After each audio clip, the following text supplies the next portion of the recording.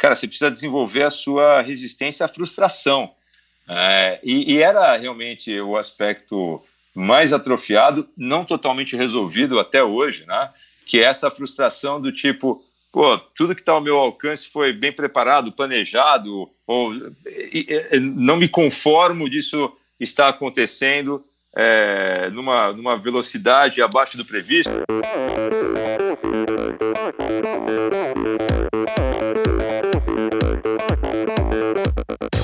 Hi, this is Brett Sutton. Eu sou a Vivi Faveri. Olá, aqui é o Emerson Zerben. Sou o Nicolas Sester. Aqui quem fala é Vitória Lopes. Aqui é o Thiago Drius. E esse é o Endorfina Podcast. Good luck to all this season.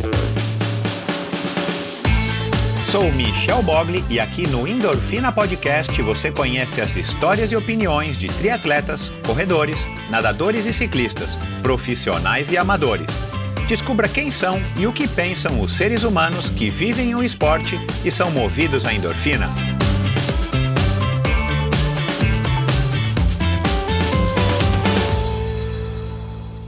Olá, seja bem-vindo a outro episódio do Endorfina Podcast. Os episódios do Endorfina Podcast são editados pela produtora Pulsante. Bom, pessoal, muito bem-vindos. Prazerzaço bater um papo agora aqui de novo com vocês. O episódio de hoje é um episódio especialíssimo. Foi uma grande honra receber aí essa figura, o Paulo Kakinoff, essa personalidade, né? Esse mega empresário, administrador, na verdade, né? Não é um empresário, mega administrador, mega executivo. Foi um grande prazer recebê-lo e eu tenho certeza que vai valer a viagem aí. Apertem os cintos, para fazer aqui uma brincadeira, apertem os cintos e vamos viajar aí com essa conversa muito legal e com o Paulo Kakinoff, porque é bacana, eu disse isso para ele, né, quando eu fiz o convite a ele. É muito bacana ter pessoas do naipe dele, da categoria dele, não só como pessoa, né, não só como ser humano, mas como executivo, porque isso dá uma projeção para os nossos esportes, dá uma projeção para o triatlon, para a corrida de aventura, para o ciclismo, que é o esporte que ele tem praticado mais agora. Aliás, agradeço ao Christian Kittler, da Seven Sherpas, que é patrocinadora do Endorfina, patrocinadora desse episódio, que foi quem me apresentou ao Kakinoff. Nós temos vários amigos em comum, aliás, nós fomos descobrindo isso ao longo do bate-papo, mas realmente foi o Christian que o apresentou a mim, justamente porque eles fazem viagem juntos, né? O Christian leva o Paulo e os amigos, nossos amigos, para viagens aí, enfim, no exterior, para darem uma relaxada, darem uma curtida, poderem praticar o seu esporte e darem uma fugida da rotina. Aliás, vocês sabem, né, que essa é uma das propostas do Christian Kittler, proporcionar essas experiências aí através da prática de esportes ao redor do mundo, em lugares inesquecíveis. Então, obrigado, Christian. E o bate-papo com o Paulo foi muito legal, ele se mostrou desde o começo super receptivo, conseguiu um espaço na agenda dele, não foi tão fácil, mas concordo que já tive convidados que foram mais difíceis, então é um cara super atencioso, muito obrigado e mais uma vez, Paulo. E aí, claro, falamos um pouquinho de quarentena, das privações, da relação com os esportes na quarentena, falamos enfim, ele citou aqui, né, onipotência, onisciência, ele é um cara muito culto, óbvio, né, dos aprendizados da segunda-feira, que foi uma coisa que eu achei legal aí, que ele falou, né, depois de passar o final de semana praticando esportes, seja corridas de aventura, que ele começou com o meu amigo também aí, grande triatleta aí das antigas, Zolino, a experiência dele na corrida com o Marcos Paulo, né, e tal, ciclismo, que é o que ele tem feito mais. Enfim, foi um bate-papo muito interessante, como é que ele consegue conciliar tudo isso com uma vida super atribulada, que eu só posso imaginar, né, não tenho nem ideia, eu só posso imaginar o quão difícil, o quão corrido que é. Mas antes da gente decolar nessa viagem, não sei se isso ficou muito legal, antes da gente partir para essa viagem aqui, que vai ser o episódio de hoje, eu quero aproveitar para agradecer e para lembrar de que você pode ainda participar da promoção da Join Sports, @JoinSports no Instagram, que desde o episódio da Ana Augusta, né, um episódio de sucesso de crítica e público e audiência, está fazendo uma promoção que os contemplados, aí as pessoas que mais acertarem as perguntas, uma pergunta por episódio, estão concorrendo a um kit exclusivo do Endorfina Podcast da Join Sports, a camisa de ciclismo do Endorfina comemorativa dos 3 anos que eu fiz aí, que o projeto fez, né, em junho. Então, obrigado a vocês. Uma pergunta por episódio, dá uma olhadinha lá, não vou me estender, para que vocês conheçam como é que é essa promoção. Passem a seguir, @joinsports, e aí em cada post onde tem um símbolo lá, uma camisa do Endorfina, uma camisa muito bonita, por sinal, do Endorfina, vocês leem, leem as perguntas, né, na segunda página, na segunda foto do post, e aí na descrição vocês veem as regras, as regrinhas para participar. Ainda dá tempo, claro, de participar, né? Ainda tem mais 2 episódios além desse aqui hoje do Paulo Kakinoff, então vai lá, participe. Obrigado a vocês que já estão participando. Quero agradecer também a todo mundo que apoia o Endorfina Podcast, ouvindo, replicando, espalhando, disseminando e postando, enfim, coisas relacionadas ao Endorfina, ou marcando o Endorfina Podcast, principalmente no Instagram. É o que eu digo para todos vocês, é a única maneira que eu tenho de fazer o Endorfina crescer, de fazer o Endorfina se espalhar e ter cada vez mais audiência, para que as histórias contadas aqui tenham cada vez mais relevância e importância e possam impactar uma maior quantidade de pessoas. E quero agradecer, claro, sempre as pessoas que apoiam financeiramente o Endorfina, as pessoas que têm condição, as pessoas que acham que esse trabalho aqui vale um apoio além da audiência, um apoio financeiro. Então, muito obrigado. Basta, se você tem interesse, não sabe como, basta ir no meu site ali, endorfinabr.com, ali à direita em cima. Aliás, já tem um novo site vindo, hein, pessoal? Tenho esquecido de falar isso, eu sempre penso que eu vou falar e acabo esquecendo. Tem um site novo já chegando por aí, muito mais legal, muito mais bonito, muito mais funcional e tudo mais, então aguardem, mas por enquanto tem lá essa caixa de texto meio grosseirona ali à direita, amarela, onde você clica e vai direto para o site do Apoia-se. Lá você descobre como é que você faz para apoiar financeiramente o Endorfina com meros R$10 por mês, ou a partir de meros R$10 por mês, ou R$1.000 ou R$10.000, não sei quem sabe, enfim, mas brincadeiras à parte, eu sou muito grato a todos vocês que apoiam o Endorfina, seja ouvindo, seja contribuindo com qualquer valor. Para mim isso tem um valor inestimável. E antes de decolarmos, aliás, a gente já está quase decolando, tenho que agradecer aos patrocinadores do Endorfina Podcast, que também, assim como vocês, acreditam no meu trabalho, que acreditam na filosofia do Endorfina e estão apoiando o Endorfina para que eu possa me manter aí mais motivado ainda e firme e forte nessa minha missão de estar trazendo histórias interessantes como a de hoje para vocês. Então, para começar, eu quero agradecer a Seven Sherpas, que é uma agência que tem como lema explorar o mundo praticando esportes. E vamos aqui a mais um depoimento, dessa vez da Karina Oeliani, que é uma aventureira nata, uma exploradora, uma super mulher que eu preciso trazer aqui no Endorfina para contar as aventuras. Vamos lá, depois eu falo um pouco da Seven Sherpas. A Seven Sherpas me levou para lugares inacreditáveis, sempre praticando os esportes que para mim é regra em qualquer viagem. Exploramos o que a Califórnia tem de mais maravilhoso: surf, canoagem no Pacífico, mountain bike, trekking nas montanhas. Descemos para o deserto de road bike numa estrada onde o visual parecia de cinema. Para mim não tem nada mais apaixonante que conhecer o mundo praticando esportes e ainda contar com o suporte de uma equipe como a Seven Sherpas, que tornou realmente minha experiência inesquecível. Bom, e é isso. A Seven Sherpas tem como lema explorar o mundo praticando esportes. Seven Sherpas é uma empresa com sede na Califórnia, que é do meu amigo Christian Kittler, como eu falei, especializada em experiências esportivas nos destinos mais top do mundo, com roteiros exclusivos desenhados por experts em viagens e esportes. Além do calendário de viagens programadas, a Seven Sherpas tem como grande diferencial os day rides em mais de 30 cidades pelo mundo e viagens customizadas para você, sua família ou grupo de amigos. Para saber mais, visite sevensherpas.com, é o site deles, e @sevensherpas no Instagram. O Seven é numeral, é o número 7, não é a palavra Seven, tá bom? E esse episódio também é um oferecimento da Bovem Energia. De energia, a Bovem entende. É uma comercializadora, uma gestora e uma geradora de energia. Assim como para os meus convidados, para a Bovem, energia é um assunto muito sério. Uma empresa sólida e confiável,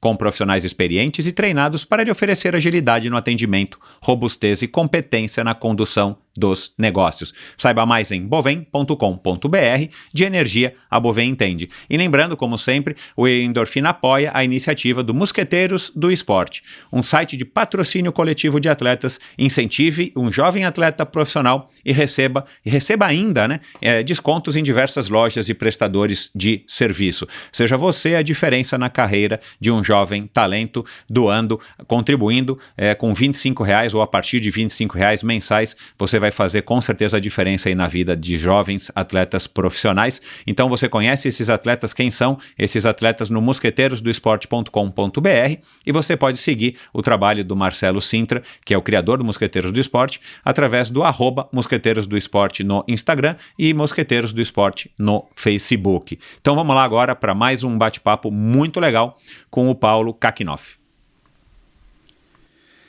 Formado em administração de empresas pelo Mackenzie, ele trabalhou na indústria automobilística por 19 anos antes de migrar para o setor aéreo. Um sujeito simples, querido pelos amigos e admirado por colegas, que é referência quando o assunto é liderança. Fora do mundo corporativo, das intermináveis reuniões e viagens a trabalho, o esporte ocupa um espaço de destaque em sua vida. Praticante da corrida há 2 décadas, ele também participou de provas de aventura, triatlons e nos últimos 8 anos vem se dedicando ao ciclismo. Agora, se você está imaginando que sobre as 2 rodas ele busca o mesmo conforto das poltronas da primeira classe, lê do engano. Em seu palmares constam a participação no L'Étape du Tour em Annecy, 2 subidas do Desafio da Serra de Campos, 2 participações no Gran Fondo Nova York e uma nos 500 quilômetros do Desafio Londres-Paris. Com vocês, direto de alguma sala VIP do planeta, Paulo Sérgio Kakinoff, CEO da Gol Linhas Aéreas. Ei, Paulo, tudo bem? Ô, Michel, tudo, cara. Obrigado de verdade por essa introdução tão generosa e bacana, né? Fiquei contente. Mas não falei nenhuma mentira, né? Não, nenhuma, cara, absolutamente nenhuma, né? Aliás, agora, por força do Covid, eu tenho me sentido assim, literalmente passarinho na gaiola, né, cara? Porque já a vida executiva normalmente te leva a viajar muito, e na aviação, então, é literalmente a rotina diária. Pois é. Então, eu adoraria realmente poder estar falando contigo de uma sala VIP aí, ou de um aeroporto. Tô sentindo falta, cara. Então, vamos começar então, já que você tocou nesse assunto. Paulo, primeiro, né, bem-vindo, vai ser um bate-papo muito legal. Quero agradecer aqui publicamente ao Christian Kittler, já que o Marcos Paulo não nos introduziu, viu, Marcos Paulo? Foi o Christian, né, da Seven Sherpas, que patrocina não só esse episódio, mas o Endorfina, o meu projeto, que nos apresentou. E depois vamos falar também da tua ligação aí com o Christian e, o ciclismo. Mas, cara, você, assim, eu fiz uma pesquisa, né, passei ontem e hoje fazendo uma pesquisa aqui para ver o que eu podia já extrair de informações para te conhecer um pouquinho melhor, né? E eu faço isso com todo convidado, mas, é bizarro. Tudo que eu puxo aqui de... Inclusive, eu quis descobrir de onde que vem esse teu sobrenome, que eu quero te perguntar. E descobri que a maior incidência desse seu sobrenome é no Brasil. Não sei porquê, não sei se o site que eu procurei é confiável. Tem, acho que na Nicarágua, uma densidade maior... também não sei se é verdade, mas aqui no Brasil é onde tem mais Kakinoffs, né? Mas enfim, cara, o que a gente vê no seu nome, né, no Google, é coisa, cara... É bronca, né, pro linguajar aí de quem não é do mundo corporativo, cara. É desafio, é reunião, é plano do BNDES de ajuda agora às companhias aéreas e tudo mais. E, aliás, eu não vou te perguntar nada do spread price, da subscrição de ações, de como é que vocês vão trabalhar com esse plano de ajuda, porque eu já entendi que... eu já entendi que eu não entendi nada, né? E deve ser um negócio, assim, mais complicado do que qualquer subida do L'Étape du Tour, mesmo na França. Mas, enfim, cara, como é que você está administrando? Tudo bem que a gente já faz aí mais de 60 dias que está trancafiado. Mas como é que você administrou, talvez, a ansiedade, mas o teu estilo mesmo de vida, de, cara, não parar um minuto, tá sempre, né, em reunião, sendo assediado, viajando, enfim, né, numa rotina normal de muitos executivos, né, ainda mais na sua cadeira. Como é que você, de repente, se viu trancafiado em casa Claro, continuando com reuniões, teve aquela fase de adaptação, como que nós vamos fazer? Era para eu estar lá, não estou, mas como é que eu vou fazer, né? Qual é a ferramenta a utilizar? Mas assim, depois que você se acostuma com isso, cara, você não cruza mais com as pessoas, né? Você não tem mais aquela coisa que vou de um andar para o outro na empresa, ou não, peraí que agora eu vou para a sala de reunião tal, agora eu vou para reunião com os acionistas tal. Como é que você lidou com isso? Foi difícil ou de fato está sendo, entre aspas, também um descanso nesse sentido? Michel, essa pergunta ela tem muito a ver, inclusive, com a história do esporte, né?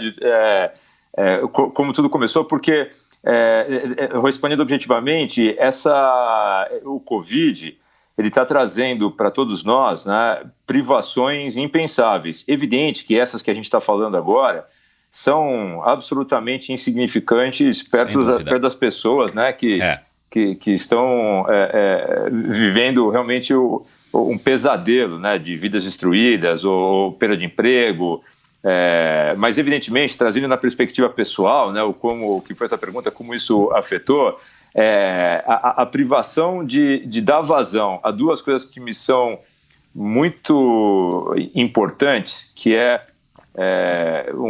acho que um excesso de energia que se renova a cada noite, né, que eu durmo, e ao mesmo tempo a impossibilidade de estar perto das pessoas, convivendo, né, com as pessoas que eu gosto muito, em especial minha família, meus pais, né, tenho a turma do grupo de risco da minha família, que a gente está distante, e num momento que eu lamento muito por isso. Estou com 2 filhos pequenos, o João de 5 anos, a Gabriela de 2, e é aquela fase deliciosa, né, das crianças, onde toda semana você tem coisas incrivelmente fofas, né, acontecendo com eles, e eu lamento muito dos meus pais, né, dos meus sogros também, não estarem impedidos dessa convivência. Então está pegando para mim muito nessa dimensão da família e na dimensão dos amigos, né? Eu acho que a segunda característica que me define desde cedo é ser um cara gregário, né? Eu gosto muito realmente de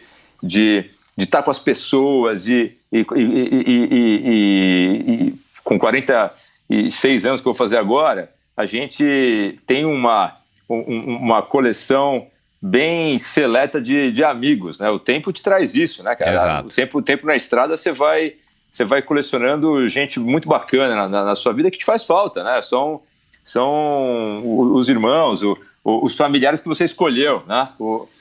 Esses amigos. Então, as duas privações estão sendo pesadas, mas ao mesmo tempo, né? Quando a gente olha para fora da janela, no noticiário, o que está rolando, parecem ser sacrifícios bem pequenos em comparação com o que tem sido imposto. Um aspecto curioso é que eu acho, cara, que falando de volume diário de prática de esporte ou de gasto de energia, talvez seja atualmente uma das fases mais intensas, né, que eu tenho vivido, abusando de um aspecto positivo da palavra, abusando de um dos principais efeitos, né, que o esporte me trouxe, que é justamente compensar, ser uma espécie de balanço, ou um vetor de equilíbrio para uma cabeça que não para nenhum segundo e nesse momento, sob uma pressão adicional de estar num setor altamente exposto aos impactos que a crise trouxe, que o Covid trouxe, no setor aéreo realmente um dos mais afetados nesse momento de Covid. E isso, sempre que eu me vi em situações assim, situações de pressão adicional, de estresse, além, né, do que a vida executiva normalmente já traz, eu felizmente sempre tive no esporte uma válvula, eu não vou dizer nem de escape, né, mas uma válvula reguladora de pressão. Uhum. Porque ela me permite um bom equilíbrio entre corpo e mente para enfrentar esses desafios, né, que na minha perspectiva, na perspectiva profissional, são as minhas ultramaratonas, né, são os meus desafios mais pesados. Então, cara, o Covid, ele ele trouxe uma mudança repentina, né, para a gente, de hábitos e de rotina, mas, ao mesmo tempo, eu acho que ele está, para ficar num termo do mercado financeiro, eu acho que um bom efeito que o Covid trará é saber quanto tempo esse efeito irá durar nas pessoas, mas ele está fazendo um ajuste entre valor e preço, está equilibrando o valor e preço. As pessoas estão reprecificando as coisas mais próximas do que elas realmente valem, né? Do que o mercado especulava ou a gente mesmo individualmente especulava. Esse ponto que eu falei logo no início, poder estar durante um dia útil da semana mais próximo da rotina dos meus filhos e até mesmo mais próximo da rotina da minha mulher, né? Entendendo melhor o que é isso de cuidar da casa, cuidar das crianças, lidar com todo, eu diria quase que um back-office, né? Para a minha própria vida profissional, né? Cuidar de todas essas coisas, tem sido não só um aprendizado, mas também um mega prazer. Entre o saldo, né, como jornada pessoal do Covid, eu acho que para todos nós deverá ser positivo. Mas eu ainda tenho muita curiosidade de saber quanto tempo isso vai durar, né, esse efeito de revalorização das coisas, quanto ele vai ficar realmente na sociedade. Pois é, eu também adoraria ter essa resposta, e eu já oscilei entre achar que nada vai mudar, entre tudo vai mudar, e agora eu estou mais numa fase que talvez não vá mudar tanto, vamos ver. Tomara, né, que nós como seres humanos, né, como humanidade, que a gente consiga evoluir para frente, evoluir mesmo positivamente, aprendendo lições importantes, principalmente no convívio uns com os outros, né? Na relação que a gente tem global mais do que nunca hoje em dia, né? Particularmente eu não estou no hall de profetas, né? Essa crise produziu profetas aos milhões, né? Verdade. Eu não estou naquele grupo que acredita que o famigerado novo normal, né, vai ser tão disruptivo assim, como quando comparado com o que a gente já vivia, né?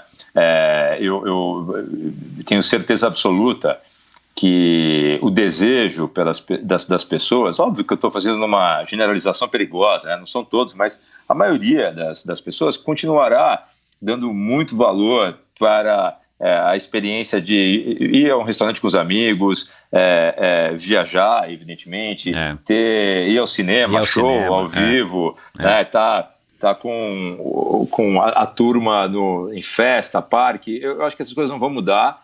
Acho sim que a crise está funcionando como um catalisador, né, um acelerador de tendências, coisas que já vinham ali numa crescente, deverão ser aceleradas, né, para ficar nas mais óbvias, a história da digitalização, o uso maior do streaming, mas essas coisas todas não foram criadas agora. A telemedicina não foi criada agora, o Netflix não foi criado agora, a videoconferência não foi criada agora, elas já vinham numa crescente, ano a ano, e agora disparam, né? Mas esse novo normal, para mim, é muito mais um acelerador do que necessariamente uma vida totalmente diferente do que a gente estava imaginando, né? Já que você tocou nesse assunto, eu não sei agora exatamente a proporção, mas assim, dizem que, sei lá, tipo há 50 anos, em 1950, até lá a gente evoluía X unidades, ou não me recordo aqui agora, mas a gente evoluía num ritmo. Aí depois de 1950 para cá, a cada ano que passa corresponde a X anos dessa época, né? Uma espécie de escala. Será que quando a gente olhar para trás no Covid, nessa época do Covid, vamos dizer 2020, né? Que tomara que a gente resolva isso mais ou menos 2020, 2021, mas sei lá, daqui a 10 anos ou 20 anos a gente vai olhar e vai perceber que nessa faixa aqui de 2020 para 2021 a gente teve uma aceleração de desenvolvimento aí de uma maneira geral e ampla, né? Será que a gente vai conseguir enxergar isso, hein? Olha, aí eu tenho até mais convicção até, né? Entrando nesse novo esporte aí das profecias e de definir o que vai ser o mundo. Eu não vejo porque o Covid-19, que é indiscutivelmente a maior crise, né, que já se aplacou sobre a humanidade, no sentido de ser literalmente pan, né, o prefixo pan do pandemia, que é o planeta inteiro, nem mesmo a Segunda Guerra, né, para citar a região que nós estamos, impactou tanto a América Latina assim. Agora não, cara, o Covid cobriu o globo, né? Então, eu acho que nunca houve uma crise que impactasse simultaneamente tantos povos, tantas culturas, tantas nações como agora. Além disso, eu realmente não vejo como o impacto do Covid nas nossas memórias futuras, na economia como um todo, não será análogo ao que as gerações anteriores viveram, né, na Primeira e na Segunda guerras. Né? Não há como ser algo diferente disso, na minha opinião. Legal. Então, essas privações que eu estou dizendo, associadas ao medo, né, fazem com que essa também seja uma crise inédita, né, em muitos aspectos, mas um que eu gostaria de destacar é assim, em qualquer guerra da humanidade, o risco de perder, o risco de morte, literalmente falando, estava no front. As famílias sofriam porque os filhos, e especialmente os homens, estavam correndo um risco real de morte. Estava no front, Agora não, cara. Agora o inimigo está em casa, está no ônibus, está na escola, né? E deveria ser, por definição também, a primeira vez que a humanidade toda, né, se reuniria se juntaria contra o único inimigo que de fato existe nesse momento. Só que, lamentavelmente, especialmente aqui no Brasil, a gente está produzindo outros inimigos, né, nessa polarização surreal, bizarra que a política nos traz. Mas eu acho que, nesse caso eu tenho convicção mesmo, que será algo extremamente marcante e inédito. O ineditismo desses aspectos que eu acabei de falar, além deles, outro relevante em nenhum outro momento da história, tanta gente, até porque o planeta nunca foi tão populoso, tanta gente foi simultaneamente impactada pelo mesmo problema. É o maior desafio que a sociedade, de forma conjunta, já enfrentou na história. Esse talvez seja o aspecto mais relevante do ponto de vista da dimensão. Ao mesmo tempo, ele é estimulante em relação ao futuro, porque nessas crises que eu falei, acho que a mais comparável, as mais comparáveis seriam as grandes guerras, né? Nós tivemos acelerações importantes de tecnologias que estavam ali se iniciando, deram um salto, e outras que foram criadas, né? Ainda aquelas que foram criadas para destruição, para uso bélico, como a bomba atômica, ela gerou um salto na aplicação, no uso da ciência, justamente dessa tecnologia para medicina, para geração de energia. Eu tenho um misto, né, de confiança e expectativa que esse será também um legado. A gente vai olhar para trás e vai ver como muitas coisas foram aceleradas, né? Eu torço por uma em especial, que é a qualidade da telemedicina, né? Imagina o que isso realmente pode mudar, não só no acesso, né, do ponto de vista físico e na disseminação, mas especialmente nos custos, né? A gente pode tornar a boa medicina algo acessível para bilhões de pessoas no planeta. Eu tenho uma boa expectativa nesse sentido. Legal, tomara. É bacana essa tua visão. Mas, bom, vamos falar aqui do assunto principal aqui da pauta de hoje, que é a tua relação com os esportes, cara. De onde é que vem isso? Você é criado, né, em Santo André, você, né, me disse que praticou tênis, taekwondo, vôlei e tal até os 18 anos. Assim, conta um pouquinho aqui das tuas origens e como é que foi a tua apresentação ao esporte e a tua relação, principalmente nesses primeiros anos de vida até a vida adulta.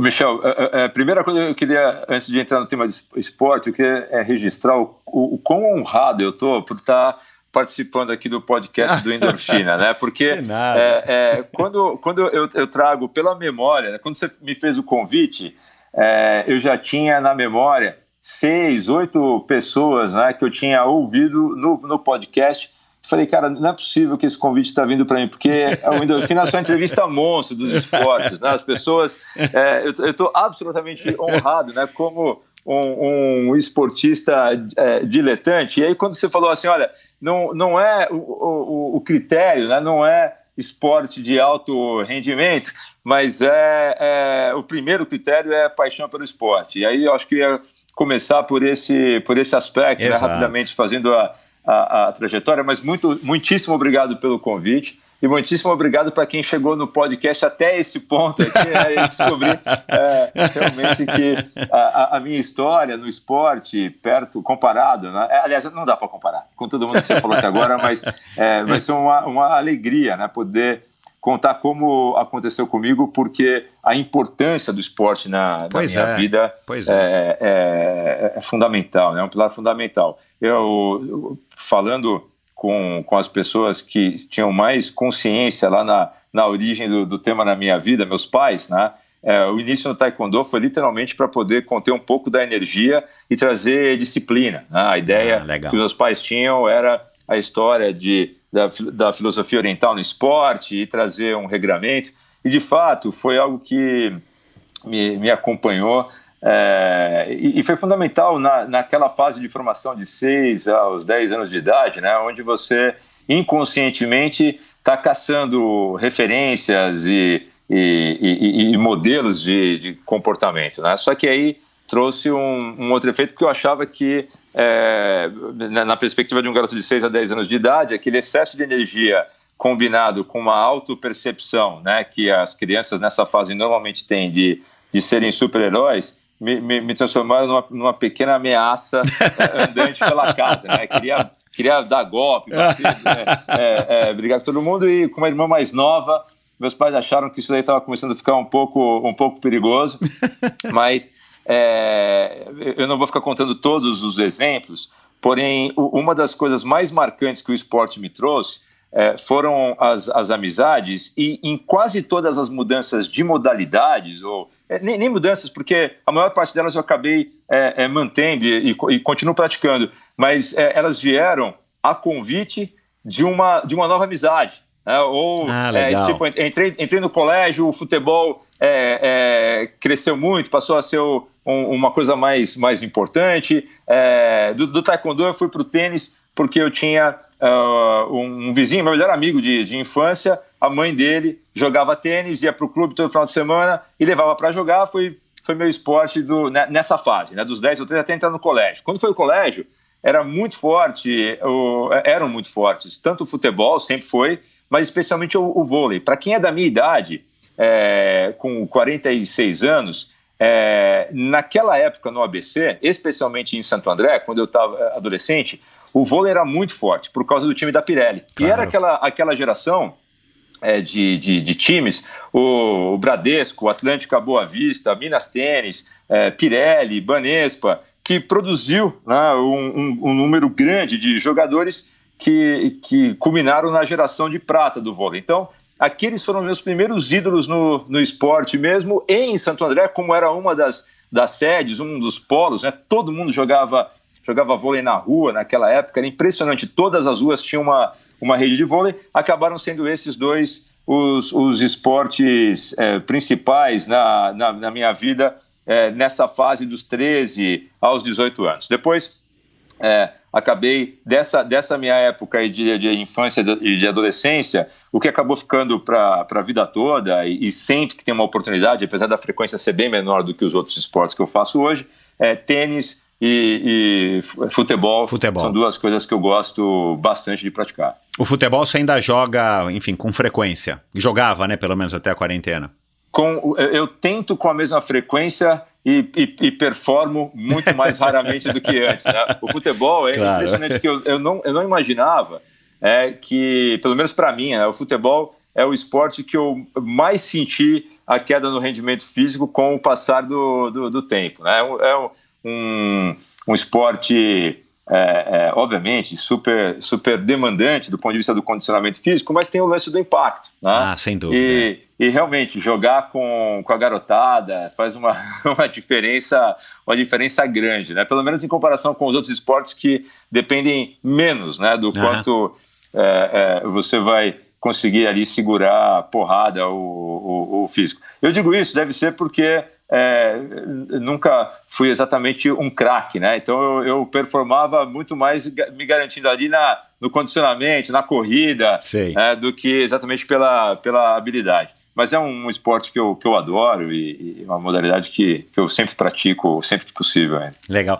E como é que você caiu nesse mundo corporativo? Era já uma vontade sua? Você escolheu a administração de empresas naturalmente ou foi conflitante? Também passou por aquela fase de 1000 dúvidas e de repente você escolheu a administração e por acaso, né, até por conta aí de trabalho, oportunidade, você caiu no mundo corporativo? A coisa que mais me influenciou profissionalmente, falando normalmente você tem ou pessoas ou situações, isso, né? Foi o fato de ter, com certeza, nascido na região que é o berço da indústria automobilística no Brasil, claro, né? Em Santo André, ali no ABC. Naquela época, especialmente, né, eu tive minha infância e adolescência foram nas décadas de 80 e 90, a indústria automobilística era absolutamente pujante. O então presidente Fernando Collor tinha aberto o mercado para importação e para mim, cara, ter nascido em Santo André, se eu tivesse nascido lá e não gostasse de automóvel naquela época, era quase como nascer no Havaí e não surfar. A cultura automotiva é muito forte. Meu pai trabalhava na indústria, tios trabalhando na indústria também. Então, o carro, cara, sempre foi uma coisa presente. Claramente, foi a minha primeira paixão e que me acompanha até hoje, automóvel. Foi a primeira máquina e de todas as máquinas, aquela com a qual eu tenho uma relação mais emocional. Mas o que realmente me definiu profissionalmente, e muito cedo, muito antes, inclusive, da necessidade de escolher a faculdade que eu faria, o curso superior que eu faria, foi sacar que a minha paixão por máquinas não era somente na perspectiva da engenharia, né, que isso me fascina demais, como as coisas são montadas e agora na aviação, né, eu realmente olho para um avião e gosto de pensar nesse equipamento na seguinte perspectiva, é um pouco lúdico, mas eu acho que ilustra bem, né, o que é essa minha relação com máquinas e a principal vertente da minha vida profissional.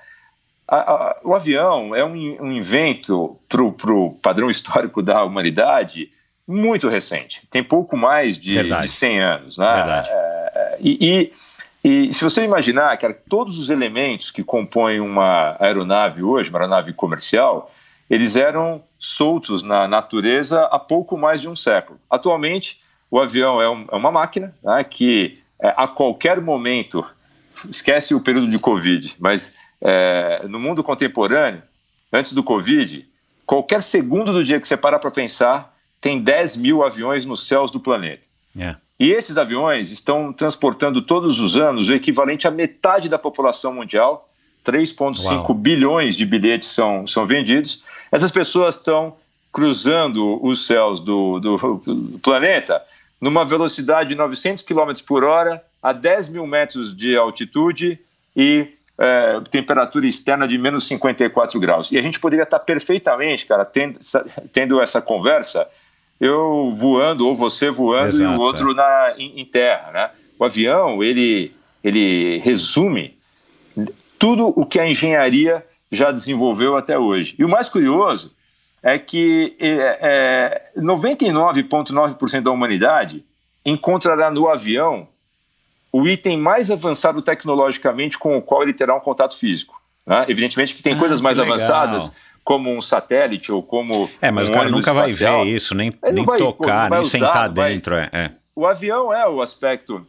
Então, evidentemente, na minha fala, né, já fica explícita, né, a admiração que eu tenho, mas, como eu falei, ela não se restringe a essa questão da máquina, e sim a aplicação da máquina, da alta tecnologia, aos milhões, né, de habitantes do planeta. E o carro é a mesma coisa. Né, todos os anos, são 55 milhões de automóveis que são produzidos, e é uma máquina absolutamente incrível, que te permite realmente se mover para qualquer lugar, assim como os seus derivados, motos e ônibus. Então, essa ideia do uso da engenharia, da ciência, aplicado ao maior volume de pessoas, ela representa o centro, o núcleo gravitacional em torno do qual a minha vida profissional tem ali orbitado. É isso que me encanta. Legal. Então, rapidamente, eu fui trabalhar na indústria automobilística, comecei como estagiário, com 17 anos de idade,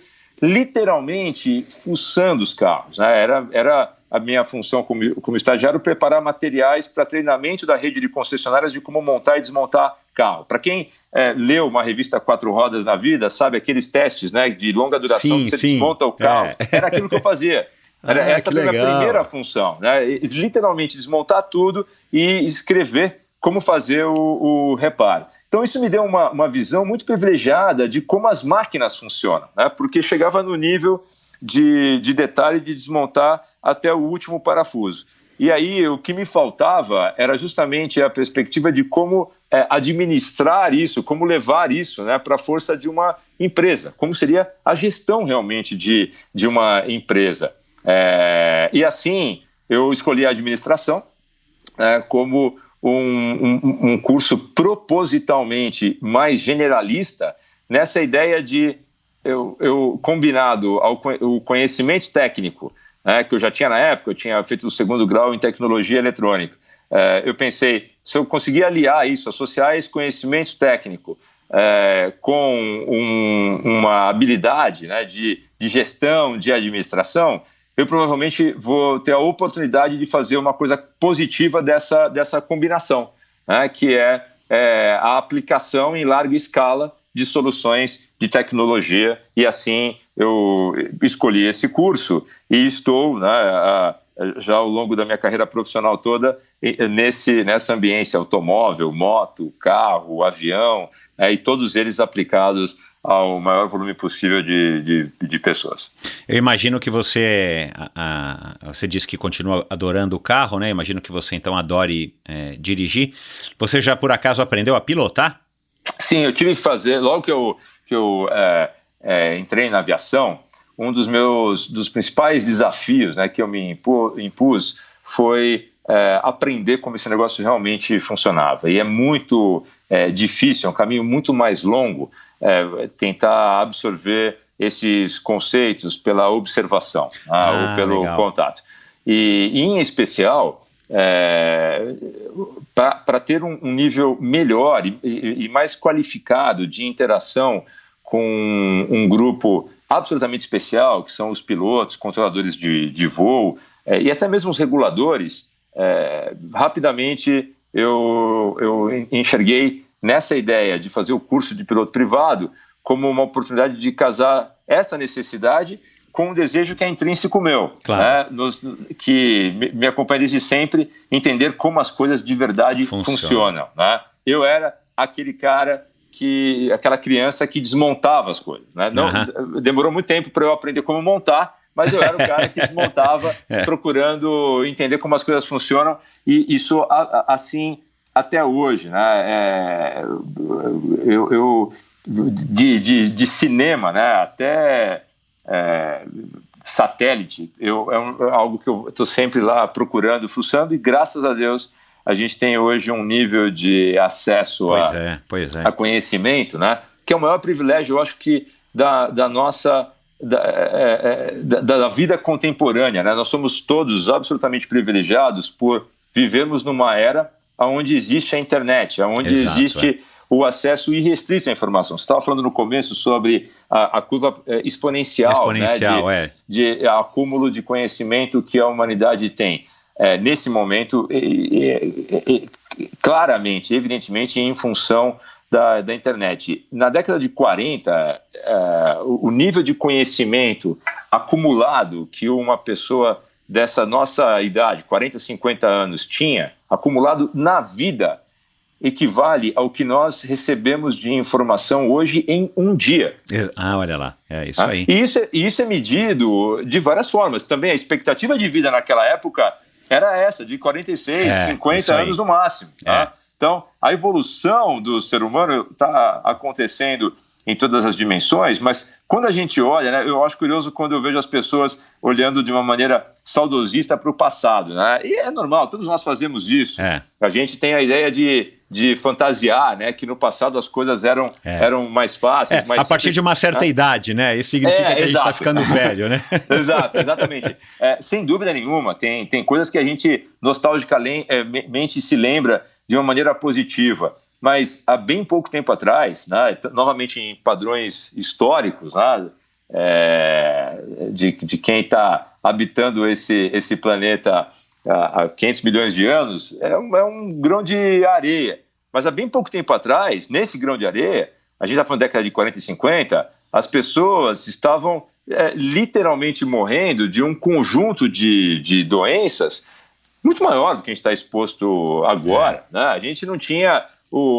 absolutamente sarampo matava, catapora matava, o tifo, e muitas vezes as pessoas morriam pela absoluta ausência de recursos básicos, como água potável, que lamentavelmente ainda não é algo acessível, né, para absolutamente toda a humanidade. Então, o mundo só ficou e só tem ficado, né, com o passar do tempo, um lugar menos inseguro, por mais paradoxal que isso possa parecer, e mais saudável, o acesso a conhecimento que nós temos hoje, né, de tudo.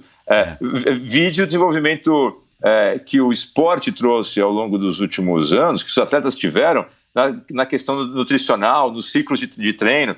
É conhecimento puro, né, conhecimento na veia. Então, eu acho que a gente está, todos nós, né, somos absolutamente privilegiados, e para quem é motivado ou movido por essa ideia de entender como as coisas funcionam, a internet é a Disney, né, o lugar para as crianças, é o lugar de tudo. Você termina de ler um livro, uma biografia, eu fico pensando o que seria, né, para mim, voltar na minha época de escola, e quando a professora estava contando de uma passagem histórica, a gente poder ter o acesso que a gente tem hoje. As imagens, a tudo. É absolutamente estimulante isso. Não, é magnífico. E uma das provas de que a gente está prosperando mesmo em todos os aspectos, apesar dos pesares, né?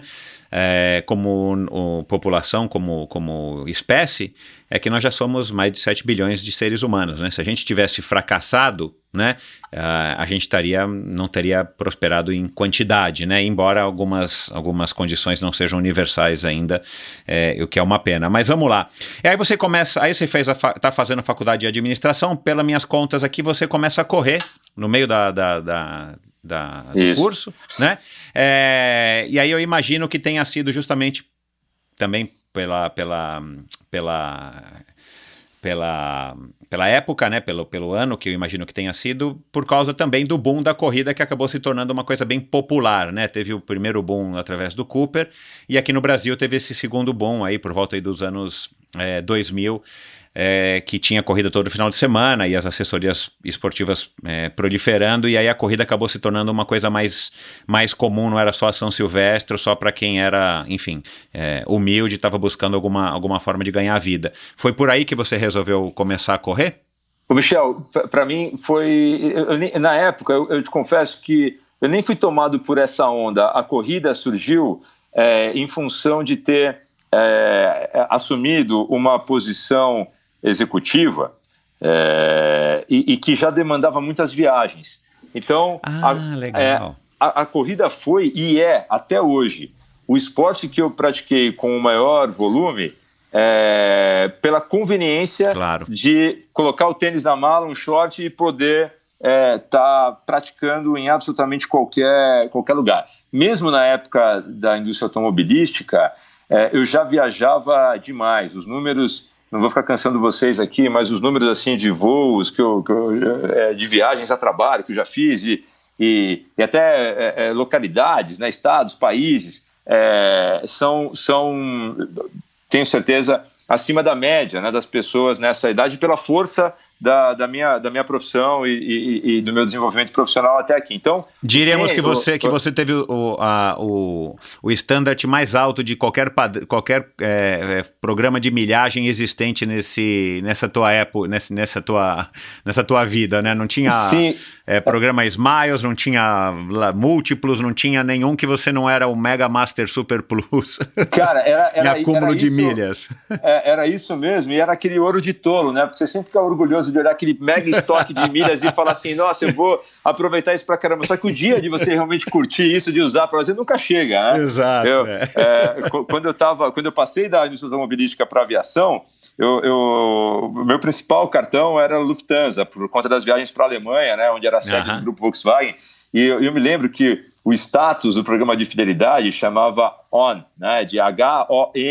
E tinha no Brasil, na época, não sei se mudou muito, na época tinha, acho que 40 ou no máximo 50 pessoas que tinham esse status. E eu conhecia todo mundo, e era todo mundo muito parecido, das mesmas empresas alemãs voando para lá, que ficavam super orgulhosos, né, desse estoque de milhas, e eu acho que nunca ninguém gastou direito isso curtindo. Então, a corrida, cara, a primeira motivação foi essa. E logo no começo, ela me trouxe o aspecto que era acessório e acabou sendo o principal, que é realmente a possibilidade de você conhecer os lugares. Quem viaja a trabalho, normalmente fica preenchendo essas estatísticas, como eu acabei de falar agora, né, de guia dos curiosos, conhece tantos países, já percorreu milhões de milhas voadas, mas na prática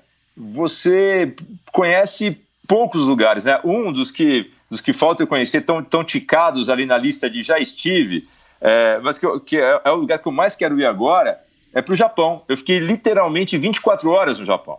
Né? Não conta, não Exato, vale. Nessas 24 horas, ainda nessas 24, sabendo que eram apenas 24 horas disponíveis, ainda consegui arrumar um tempinho para correr, e é uma maneira de ver um pouco da cidade. Exato. Eu tenho absolutamente clara na minha cabeça a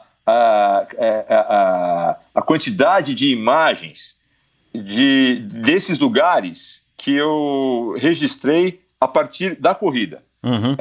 De vários lugares. Então, quando alguém me pergunta, você já foi para tal país? E se foi um país que eu já visitei, eu sempre lembro das imagens que eu estava ali capturando quando corria. Então, a corrida passou a ser, sem dúvida nenhuma, o esporte, em termos cumulativos, que eu mais pratiquei até hoje, provavelmente é o que eu vou continuar, justamente por essa combinação, essa flexibilidade. Só depois, isso também, eu acho que tem a ver com o fato da onde eu morava e da minha própria classe social de origem, né? Minha família é de classe média baixa. Então, o esporte realmente mais próximo era o futebol no campo de várzea. Né? Não tinha muitos outros esportes, tampouco a corrida de rua organizada como a gente já via, né, acontecer em São Paulo e em outras metrópoles, outros centros. Isso, para mim, foi uma coisa que acabou vindo tempos depois, quando eu fui morar na Alemanha, e lá na Alemanha já tinha, especialmente em Berlim, uma cidade plana, né, então já tinha mais gente e grupos mais estabelecidos de corrida de rua, e depois em São Paulo, onde eu acabei me estabelecendo depois dessa fase. Você nunca chegou a competir uma maratona, nem competir, né? Participar de uma maratona, perdão. Nunca. As minhas provas sempre foram 10 quilômetros ou 21, meia, e tem bastante a ver, eu acho isso. Eu tenho desejo de fazer, vou fazer. Eu tenho especialmente movido por aquele mindset que eu te falei antes, né? A curiosidade de saber como é que funciona. Então eu fico ouvindo a minha turma contar, todo mundo fez, né? E boa parte da turma maratonistas excelentes, né?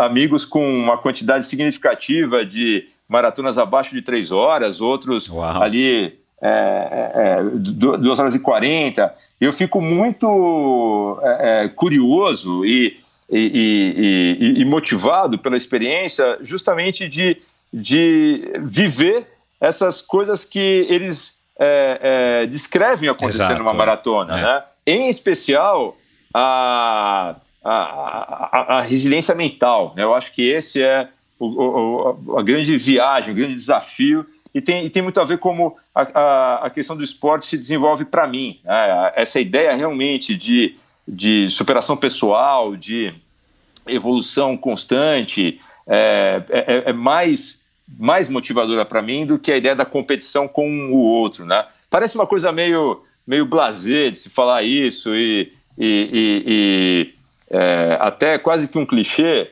mas para mim, tanto na vida profissional quanto na vida pessoal, sempre foi muito mais estimulante a ideia de pensar: esse é um desafio que será muito difícil eu conseguir executar. Sempre foi muito mais motivador isso do que correr no sentido de derrotar o outro ou chegar na frente, né?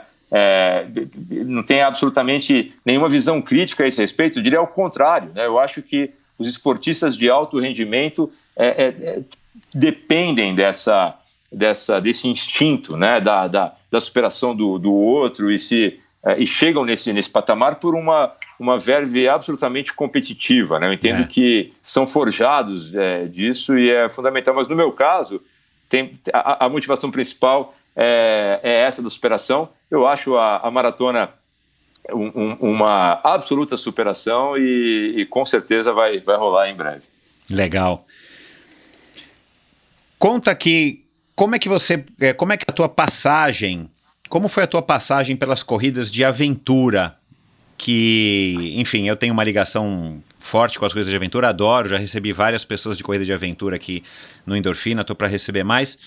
Da onde que surgiu esse teu interesse para enfrentar uma condição completamente diferente de uma corrida padrão, corrida de rua, né? Ou até mesmo de uma prova de ciclismo, ou da maioria das provas de ciclismo de estrada, onde você vai enfrentar muitas vezes e quase que sempre mesmo o inesperado, né? A chance de você encontrar um obstáculo, qualquer ele que seja, de qualquer natureza, é enorme, né? De onde que veio também? Motivado pelo desafio e de onde que surgiu essa oportunidade? Foi uma confluência de fatores. A gênese esteve no grupo de marketing da Volkswagen. A gente estava naquela ocasião, o Brasil estava iniciando o namoro que se consolidou entre o cliente e o mercado dos utilitários esportivos, da SUVs, né? Estava começando naquela época e os primeiros carros, né, estavam surgindo na indústria nacional. No nosso caso específico, na Volkswagen, ia ser o lançamento do CrossFox. A gente queria uma modalidade esportiva que tivesse essa pegada off-road, ao mesmo tempo que fosse acessível. E aí nós chegamos no Adventure Camp, no Zolino, você conhece? Claro. E foi um dos primeiros, né, de muitos caras bacanas que eu conheci nessa jornada. E eu já curtia mountain bike, já corria. Ele falou: cara, você tem toda a condição de fazer isso, tem mais gente na Volkswagen que faz, que curte. Montamos uma equipe e começamos a competir, né, nesse circuito. E é uma das coisas mais prazerosas que eu já fiz esportivamente. Tem muito a ver, novamente, né, com coisas que eu gosto, a história de natureza, do imprevisto, do perrengue, e em especial a ideia de ter a equipe, né, se movendo. Tem a dinâmica da equipe, eu não conheci, mesmo tendo contato com as equipes de corrida de aventura de alto rendimento, eu nunca vi nenhuma prova de quarteto onde os 4 estavam absolutamente no mesmo nível. É dificílimo, né? E, cara, é uma luta, né, e um aprendizado que tem tudo a ver, na minha opinião, com a vida.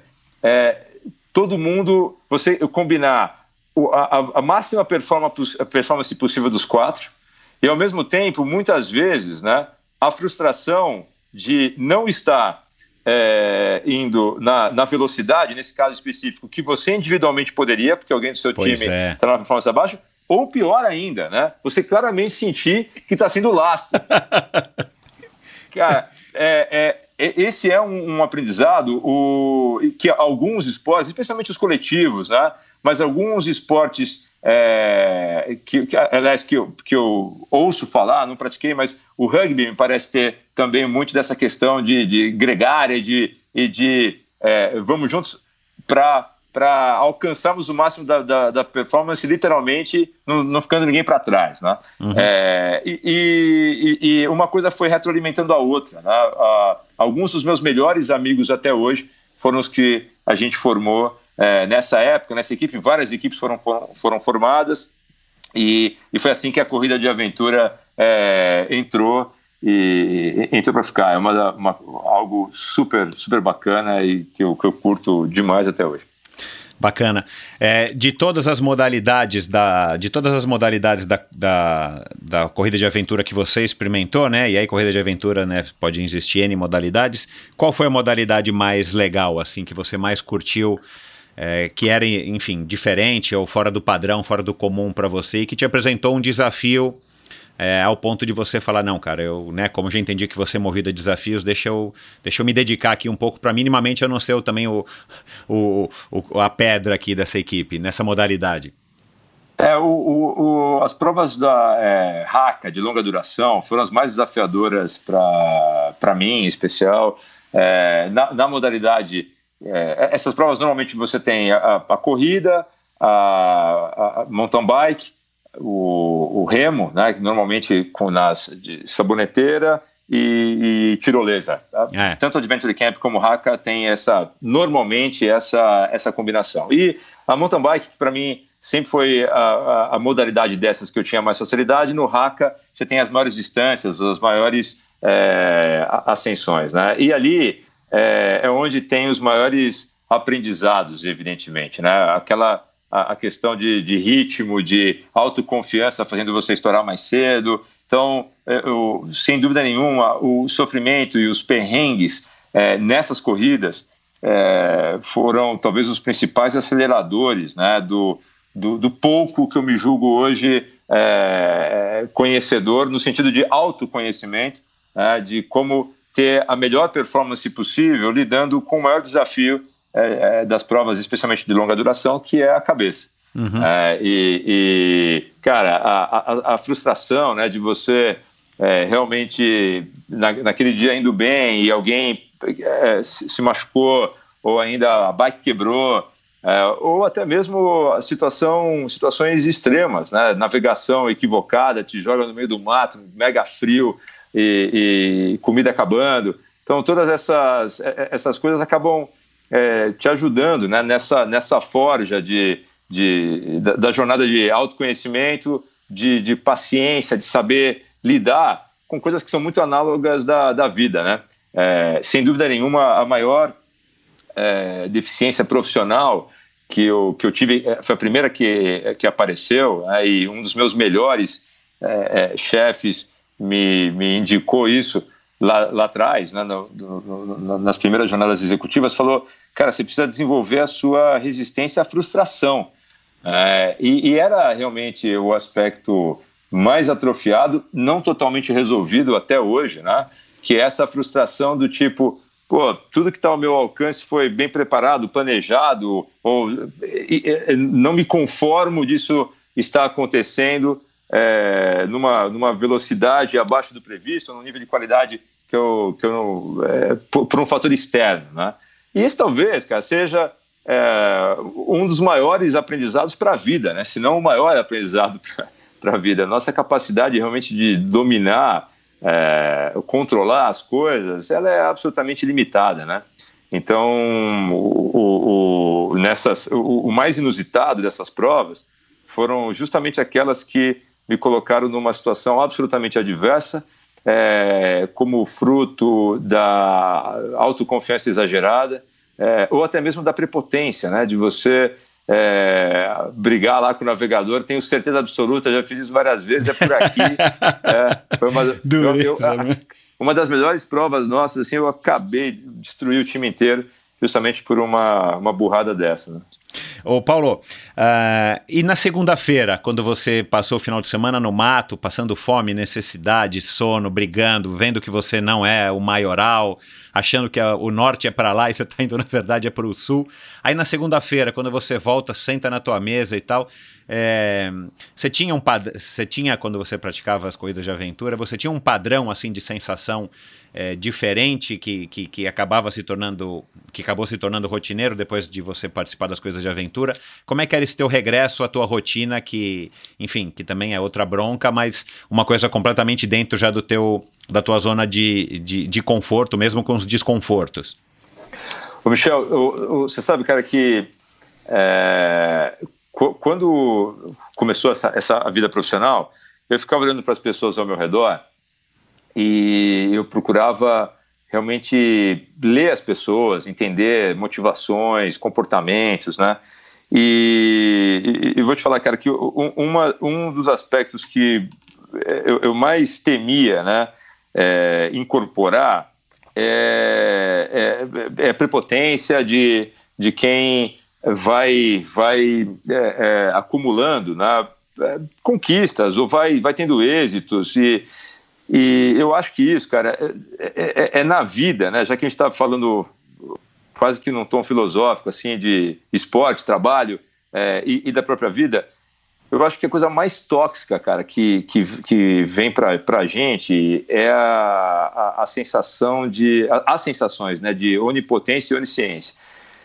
E as segundas-feiras, cara, essas segundas-feiras pós retumbantes fracassos movidos, né, por essas autopercepções assim equivocadas, eu acho que elas serviram para, de certa forma, me vacinar, né, em relação a esse tipo de comportamento.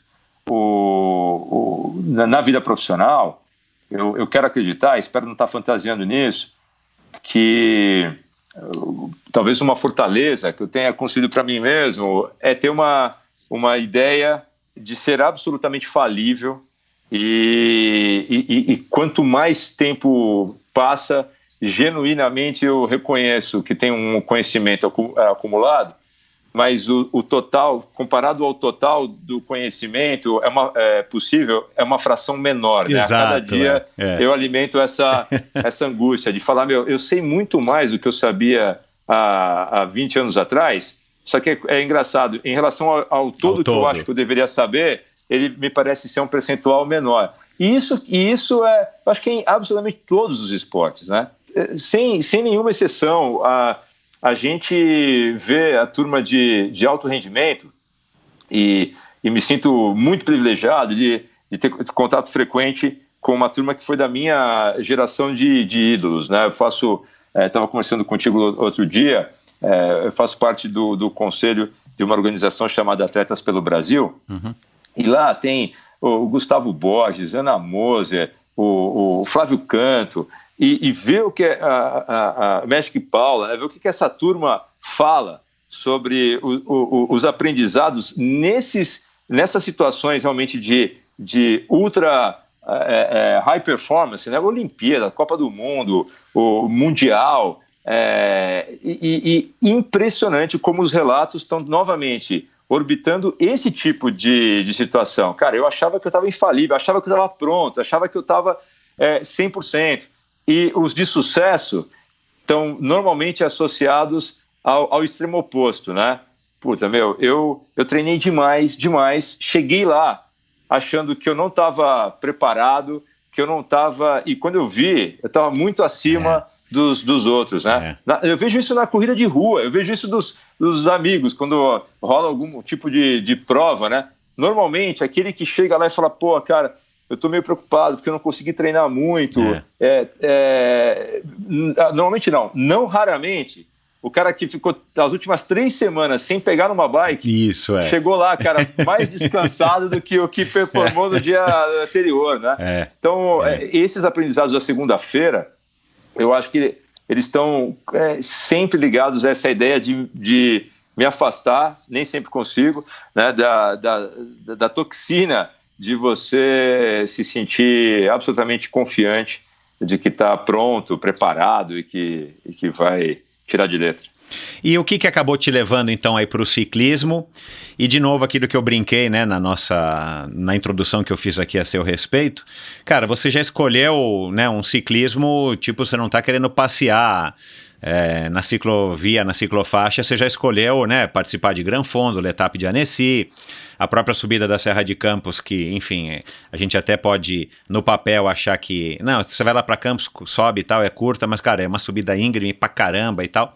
Enfim, o que te motiva, cara, a ir enfrentar de novo, você se colocar de novo numa situação de desconforto aí totalmente físico, né, porque o ciclismo é um esporte de desconforto físico, não tem como, né, e curtir, ficar insistindo, voltar 2 vezes para Nova York, fazer esse desafio que eu imagino que deva ser legal demais, Londres-Paris, né, de 500 quilômetros.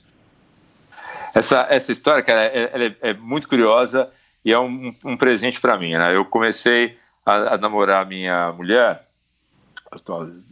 nós nos casamos em 2014 e a gente começou a namorar em 2010. E junto no pacote de bônus veio um amigo que virou um dos meus melhores amigos, padrinho de casamento. A mulher dele, uma das melhores amigas da Fernanda, já era. Eles, evidentemente, viraram família pra gente, né? Que é o Zeca Vasconcelos.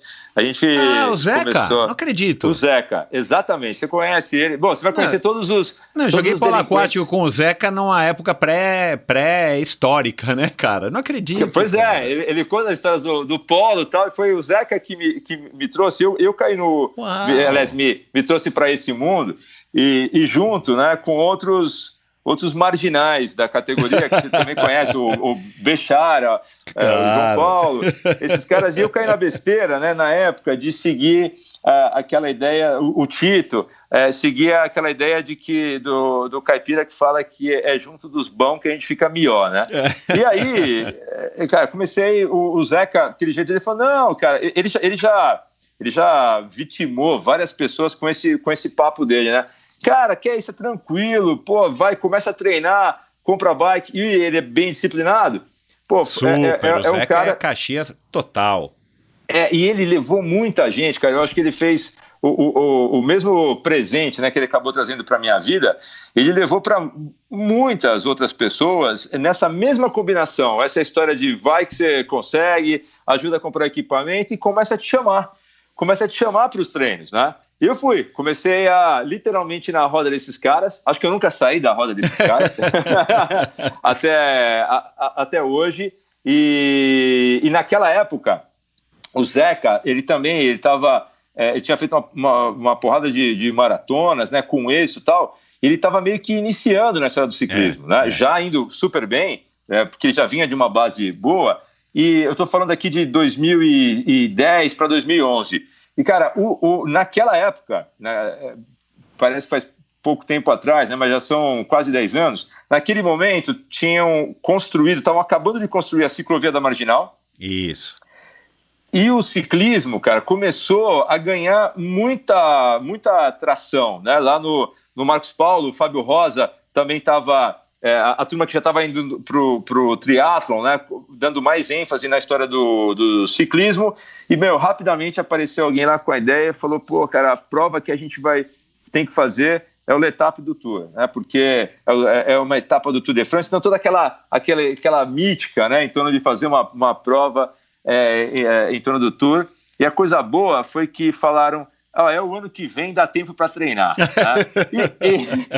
e cara, foi exatamente assim, né? Aquela turma, ninguém tinha feito, absolutamente ninguém. Aquela turma toda se juntou e regularmente, cara, terça e quinta, ciclovia na Marginal, a ciclovia estava abertona ainda dos dois lados, extensa, você conseguia fazer ali cada perna 20K, e uma combinação que se retroalimentava, né? A empolgação de todo mundo com um desafio absolutamente novo, um esporte novo, e o ciclismo, eu vi isso na etapa do Tour da pior maneira possível, né? Porque ali já 5 horas de prova, língua para fora, e passa, né, um grupo de ciclistas visivelmente acima de 60,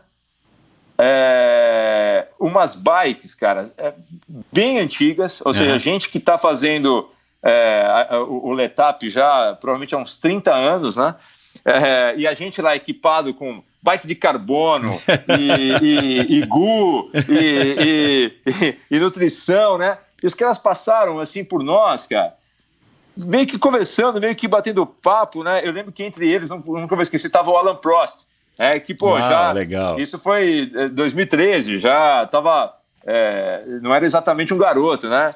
E aquela turma, cara, curtindo de verdade e subindo, e me deu uma visão do ciclismo que me acompanha até hoje e que eu acho que é o mais bacana. Provavelmente o esporte que irá permitir, com a maior longevidade possível, a gente continuar fazendo, se divertindo, né? Sem ficar literalmente muito para trás, porque é uma combinação legal, né? De força e equilíbrio, sem demandar que você seja exatamente o cara mais forte. Você tem que estar condicionado, mas não necessariamente o cara mais forte no sentido muscular, né? E assim, cara, o ciclismo passou a ser, eu diria hoje, o esporte preferido, né? Desde daquela história do Letap. E aí rolou o Letap, foi super bacana, e vieram, né? Uma coisa leva a outra. Pô, cara, o Letap foi legal, tem que fazer o Gran Fondo, e tem a subida da serra, um amigo vai levando o outro, e aí a gente acabou fazendo essas provas aí. E foi assim também que eu conheci, como você mencionou, que eu conheci o Cris, né? O Cris, o pessoal o Rodrigo, todo o time da Seven Sherpas. Cara, só fazendo um parênteses, né? O Zeca, eu comecei a jogar polo aquático no Clube Pinheiros com 13 anos. Eu acredito, eu tenho 50 hoje. O Zeca é um pouco mais velho do que eu, não é? Ele não regula a tua idade, ele é um pouco mais velho. Vamos falar aqui só para sacanear ele, que ele é muito mais velho, que ele vai ficar puto. Acho que tem 51, 52. Acho isso, que é um pouquinho mais velho do que eu. Eu sou 69 e ele devia ser mesmo 70, 71. E eu lembro, cara, que ele era um cara super Caxias na parte física, né? Na parte do treinamento fora da piscina e no treinamento físico dentro da piscina, né? Na natação propriamente dito, nos exercícios. E eu, assim, veladamente eu queria competir contra ele, né? Porque, assim, ele era o cara que corria direitinho, fazia os abdominais, as barras, as flexões, os exercícios, tudo. E, cara, ele era um cara que tinha uma resistência enorme. E eu falava, eu quero... E ele era mais velho do que eu, né? Eu com 13, ele com 14 ou 15, ele já era um homem perto de mim, né? E eu parei de jogar polo aquático com 18. E eu não lembro se ele já tinha parado ou não, mas eu sempre tive o Zeca como uma referência para que eu tentasse cumprir o que ele cumpre tão bem como ele cumpria, para que eu, enfim, fisicamente também tivesse o condicionamento bom. E depois eu fui reencontrar o Zeca pedalando e fazendo triatlon, que para mim foi uma grande surpresa, né? Porque na época que eu comecei a competir, que foi logo depois, enfim, durante muitos anos eu não tive contato nenhum, e depois aposentado dos triatlons, eu vi que ele estava fazendo Ironman e tudo mais, muito legal. E o Zeca tá morando em Nova York hoje, né? Tá morando em Nova York, tá lá com a Renata, com as meninas, e ele é realmente, cara,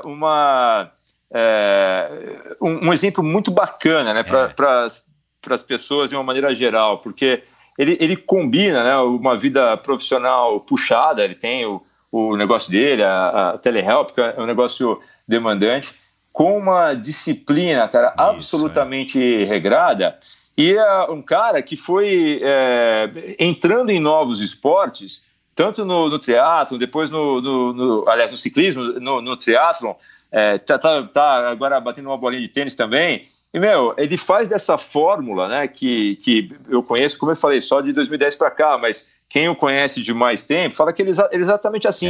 Ele faz essa fórmula de dedicação com disciplina, né, e estudo da modalidade, algo que sempre o coloca ali entre os amadores na turminha top. Né? Exato, isso mesmo. É muito legal. E o Zeca e o outro cara que você conhece super bem também, que é o Bechara, eles sempre foram assim, os dois ideais de combinação que eu nunca consegui chegar, porque o Zeca é o ideal de disciplina produzindo alta performance, não consegui, e o Bechara é o cara, para mim, ainda mais surreal. Mais surreal ainda, é verdade. Ele gosta das mesmas coisas que eu gosto, ele gosta de tomar um vinho, cerveja, caipirinha e faz alta performance, né? Então esse realmente é o super-herói, né? O cara... E não tem mais 40 anos de idade, né? Pô, o cara é um fenômeno, meu. Fenômeno, incrível. Essas provas mais longas, a gente acabou fazendo todas juntos, esse ride aí de Londres para Paris, né, cara? Chegava, de 150K, no dia 170, meio morto, o cara falou, pô, vamos tomar um vinho. Eu falo, o quê, cara? Não, vamos tomar um vinho. E esse daí realmente tem uma energia incrível, né? Além de ser um cara divertido. Então, os dois, são duas boas referências para esportistas diletantes aí como eu.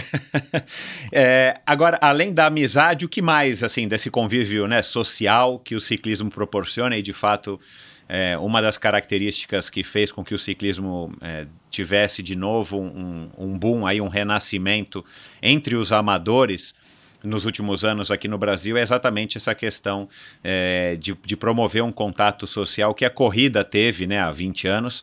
O ciclismo está experimentando isso aí nos últimos anos. Além dessa história de você, né, enfim, que você acabou de relatar, o que mais que te atrai no ciclismo? Você sempre pedala em grupo, você não está pedalando confinado no rolo, no Smart Trainer, porque aí também é demais, ou você tem outras características no ciclismo que te atraem? Agora, na época de Covid, eu tenho feito mais, no final de semana, mais mountain bike, pela possibilidade de estar pedalando sozinho no mato e tal, sem risco. Tem essa vantagem. Nenhum, né? Mas normalmente, a história, o que atrai no ciclismo, para mim, é essa combinação, primeiro, do espectro de praticantes, né? Você vê no ciclismo, eu acho que uma faixa do mais jovem que pratica ao mais velho, que dificilmente você encontra essa mesma quantidade em outras modalidades, justamente porque você consegue fazer com uma incidência de lesões menor, né? E eu acho isso importante. É um negócio que você tem uma diferença, por exemplo, de praticantes entre amigos e famílias que você consegue estimular e trazer pessoas para um nível mais próximo do que provavelmente conseguiria em outras modalidades. E tem um negócio, cara, de ser, acho que é o mais legal de todos, de ser ao ar livre, né? De você realmente cobrir longas distâncias, vendo realmente lugares, conhecendo, viajando para isso. E, na companhia de gente muito legal, sempre com um aprendizado bacana, né? É muito difícil você não olhar para a bike como um todo e também não bater palmas para a invenção, né, cara? Pois então isso, eu ia te perguntar, máquina, anotei isso aqui, para quem gosta de tecnologia, de gadget, de descobrir como as coisas funcionam, a bicicleta, se o avião é a primeira coisa que a gente, com maior tecnologia que a gente vai ter a condição de vivenciar, talvez a bicicleta esteja aí nas top 5, né? Mas, cara, na questão de mobilidade é imbatível, né, cara? Nenhuma invenção sem dúvida, foi tão bacana, tão importante para a humanidade e continua sendo até hoje como a bike. E os seus derivados, né? Mesmo agora, a onda de patinete, de tudo isso é o derivado dessa ideia da mobilidade que a bike trouxe, né? A gente, verdade. E estamos todos caminhando, felizmente, para isso. Tomara. Para um uso cada vez mais intensivo. Então, é absolutamente apaixonante. Eu também estou nessa categoria de ficar pesquisando, olhando. Eu não fico... Aliás, acho que a minha bike tem 4 anos, 5 anos. Não fico trocando de bike, mas estou sempre olhando o que rola de tecnologia ou de ciência, né, por trás do esporte. E é um negócio que, ao mesmo tempo, tem um conceito básico já também, mais de 100 anos, mas, tá evoluindo demais, né, cara? O uso de materiais e combinado a resistência, a performance, enfim, combina essas coisas todas de ser um esporte na tecnologia com o espírito mais básico, né, de performance que qualquer modalidade esportiva traz. Legal. E eu imagino que aí também numa negociação com a Fernanda pedala? A Fernanda, a gente pedala aqui, de mountain bike, dando voltas, assim, não faz ciclismo como esporte. Ela é a pessoa, desculpa te interromper, agora respondendo sobre isso, a Fernanda pedala ou não, né? A Fernanda, de todas as pessoas que eu conheço, de todas, sem exceção, é a mais apaixonada por esportes, né? Se você... eu gosto muito, consumo muito, assisto muito, mas eu não sei se tem alguém que eu conheço que conhece tanto sobre tantas modalidades esportivas como ela, né? Ela é aquela pessoa que realmente acorda de madrugada para ver final de Grand Slam, adora. Então, foi importante também, desde quando a gente está junto, né? Acho que a Fernanda é provavelmente a pessoa do meu entorno mais próximo que mais respira esse ambiente de esporte. Então a gente acaba praticando assim bem de lazer mesmo, porque ela está mais pro campo de analista, comentarista do que da praticante mesmo. Entendi. Bom, mas eu imagino então que aí você tenha um acordo aí com a Fernanda de vez em quando se permitir uma escapadinha com o Béchar e companhia para fazer uma Londres-Paris e tal, né? Para fazer alguma viagem lá com o Christian do Seven Sherpas. É uma maneira que você encontra de estar também dando uma desligada dessa tua rotina, cara, que deve ser algo assim, sei lá, eu só consigo imaginar, cara, como é que a tua rotina é no dia a dia. Também você encontra no ciclismo e nessas viagens com os amigos uma maneira de estar dando uma saída aí do ar e dando uma desligada do mundo, entre aspas, real? A ponto de ser uma necessidade. A Fernanda, ela também nisso muito bacana. É problema zero, cara, com ela. Essas saídas, viagens, ou treinos mais longos, zero. Nunca houve. Aliás, não sei se isso é bom ou ruim, né? Ela liga zero. Nunca houve, cara. Nunca foi uma discussão. A gente já teve várias, mas nunca foi em torno desse tema, né? De estar fora para fazer por conta do esporte. Ao contrário. Se não fosse, cara, te dando essa exata dimensão da importância que tem para mim, de tudo, no comportamento, no humor, na capacidade de lidar com os desafios, se não fosse isso, teriam que ser drogas pesadas, cara, para trazer o mesmo tipo de efeito. É de fato uma necessidade, e aí talvez seja o único aspecto, o único mesmo, dessa trajetória esportiva que eu falaria com um certo orgulho, né, que se assemelharia a uma conquista. Eu nunca, desde os 6 anos de idade, eu nunca deixei de praticar esporte. Nunca, em nenhum momento, e em todos os momentos mais difíceis, o volume aumentou, né? Como está acontecendo agora, um momento super difícil do ponto de vista profissional, e aonde o esporte é com certeza o pilar mais importante para esse equilíbrio físico, opcional, mental e de resistência mesmo, de aguentar. Quando essa crise se desenhou ali na semana pré-carnaval, antes ainda da primeira contaminação, eu vislumbrei o que seria a minha rotina de trabalho dali para frente, e quase com a mesma preocupação que esses maiores desafios, que para a maioria dos esportistas não é grande coisa, mas para mim foram pequenos Everestes, ou grandes Everestes, né? Que gera ansiedade, gera medo, né? De, não consegui, não vou fazer. Todos eles, por estarem no horizonte, em algum momento, geraram para mim uma mudança de rotina ou de treino, né? Um plano de treino, de capacitação física e mental. Foi exatamente o modo que eu entrei naquele período. Eu preciso me condicionar para aguentar, para performar essa prova, para fazer vencer essa etapa, né? E isso entrou no meu plano de treino, que é lá religiosamente desenhado pelo Marcos Paulo, que virou. Não, eu até fiz questão de mencioná-lo aqui, porque eu acho que acho não, cara, é um outro cara que eu tenho uma super gratidão, porque é incrível, né? Não sei se ele colocou isso em algum algoritmo de computador, mas o Marcos Paulo, cara, ele me ajudou tanto quanto através do treino, das planilhas, mas nas conversas, cara, nessa dimensão mental, emocional, quer seja para as provas, que para mim, como eu falei, eram provas difíceis, ou para os momentos mais difíceis da vida profissional, sem que eu demandasse. Isso que é a coisa mais legal, né? Sem só realmente do cara sacar ou de ver, né?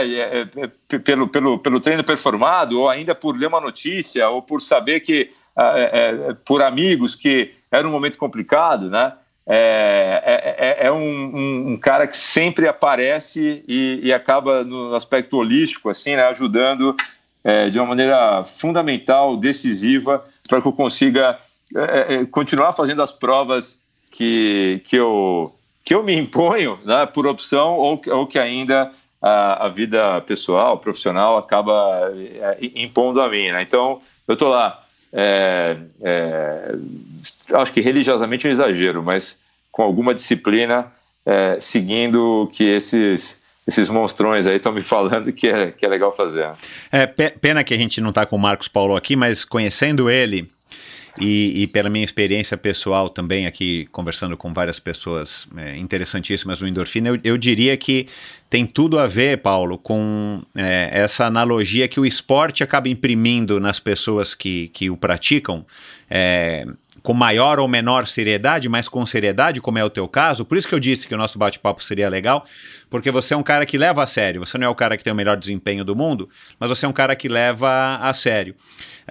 Mas eu acho que tem tudo a ver o que o esporte proporciona com a vida. Por isso que há tanta gente palestrando hoje, tantos atletas, ex-atletas, né, que palestram e tal, e são palestras de sucesso, palestras que de fato acabam transformando a vida de muitas pessoas, e por isso que eu acredito de fato que o esporte é uma ferramenta que transforma, né, o ser humano, justamente por essa proximidade ou por essa analogia que a gente consegue claramente traçar entre a vida fora do esporte, né, nossas vidas pessoais, profissionais, e a vida dentro do esporte, mesmo que seja amador. E o Marcos Paulo, óbvio, talvez uma das pessoas aqui, enfim, em São Paulo, que tem mais experiência com isso justamente pelo lido com uma maior quantidade de pessoas, né? Ele, o Mário Sérgio, o Arap, enfim, são tantas pessoas que têm esse contato com muita gente e talvez por isso que ele consiga fazer isso muito bem também.